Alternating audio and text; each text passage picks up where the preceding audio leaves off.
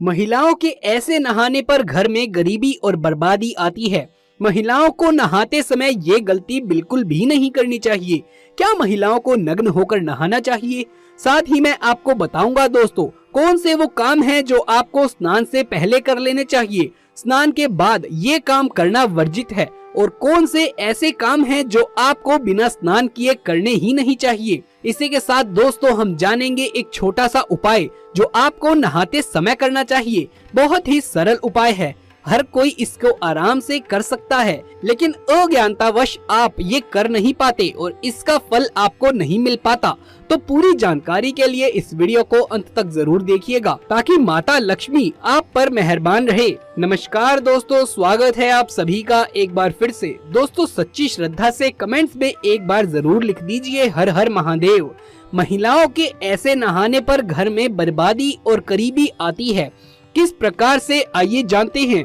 दोस्तों क्या सच में महिलाओं के साथ बाकी लोगों के इस प्रकार नहाने पर घर में बीमारियां और कंगाली आती है? क्या सच में एक औरत के ऐसे नहाने पर पूरा घर बर्बाद हो जाता है? दोस्तों हम रोजमर्रा की जिंदगी में कई ऐसे काम रोजाना करते हैं जो हमें याद तक नहीं रहते, लेकिन एक काम ऐसा है जो हमेशा याद रहता है और वो है नहाना। हम रोजाना पिछले कई सालों से ये काम करते आ रहे हैं। अगर हम कहीं पर भी जाते हैं तो सबसे पहले हम नहा धोकर फ्रेश होते हैं। हमारी जिंदगी में नहाना बहुत ही जरूरी होता है। बिना नहाए धोए हमारे सभी कार्य असफल रहते हैं। नहाना हमारी जिंदगी में उतना ही उपयोगी है जितना हम सुबह शाम खाना खाते हैं। यहाँ तक कि हम बिना नहाए धोए किसी भी धार्मिक कार्य में बैठ भी नहीं सकते। लेकिन फिर भी कई लोग ऐसे हैं जो नहाते समय ये गलतियाँ जरूर करते हैं, जिसके कारण घर में बर्बादी आने लगती है और घर में भयंकर बीमारी आना शुरू हो जाती है।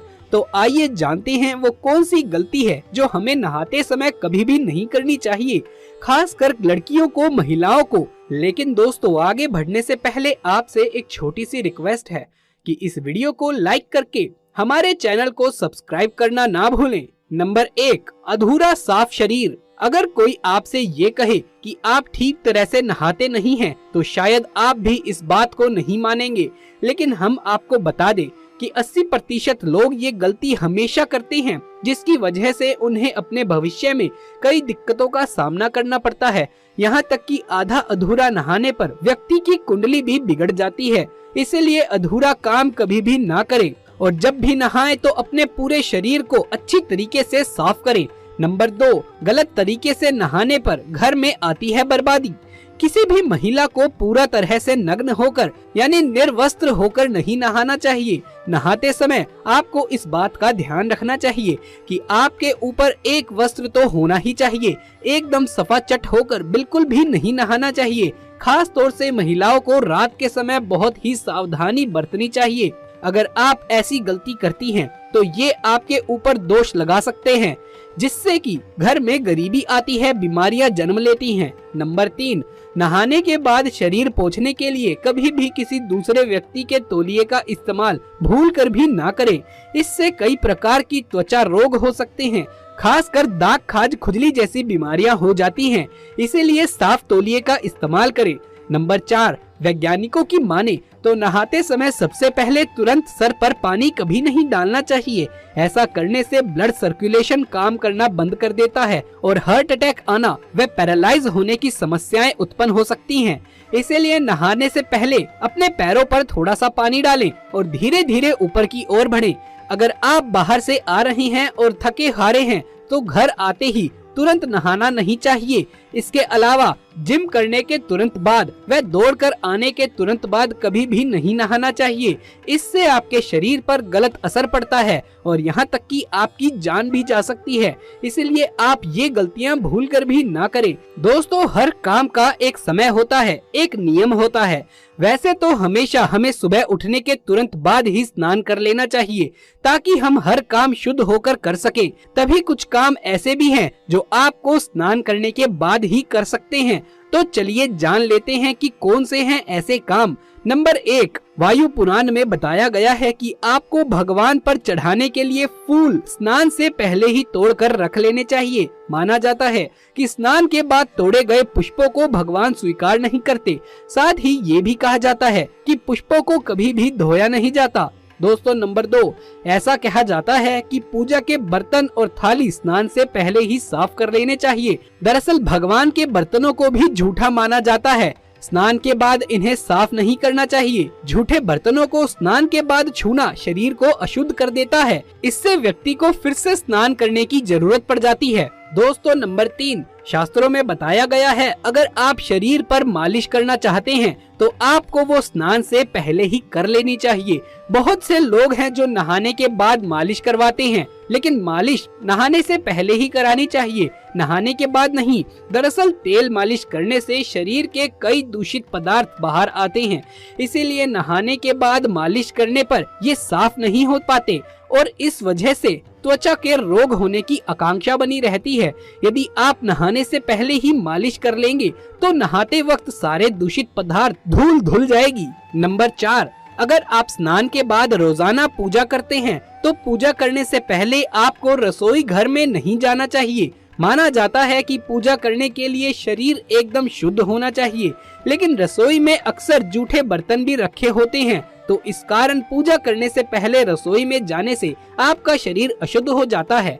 नंबर 5, एक बात पे आपको ध्यान देने की जरूरत है कि आपको स्नान करने के बाद ना ही अपने वस्त्र साफ करने चाहिए और ना ही भगवान के। माना जाता है कि स्नान के बाद यदि आप पहने हुए कपड़ों को साफ करते हैं तो आपका शरीर अपवित्र हो जाता है, उसके बाद आप पूजा नहीं कर सकते। इसीलिए आपको स्नान करने से पहले ही अपने और भगवान दोनों के कपड़े साफ कर लेने चाहिए। नंबर 6, तुलसी माता को जल चढ़ाना हमारे हिंदू शास्त्रों में काफी पवित्र माना जाता है। तुलसी को हिंदू धर्म में माँ का दर्जा दिया गया है। ऐसे में इस माँ के पास सिर्फ सकारात्मक सोच लेकर ही जाना उचित रहता है। यदि आप डिस्टर्ब माइंड लेकर तुलसी में जल अर्पित करेंगे तो आपको उसका पूरा लाभ नहीं मिल पाएगा। साथ ही जब आप तुलसी में जल चढ़ाएं तो हाथ जोड़ने के बाद तुलसी की एक पत्ती प्रसाद के रूप में अवश्य खा लें।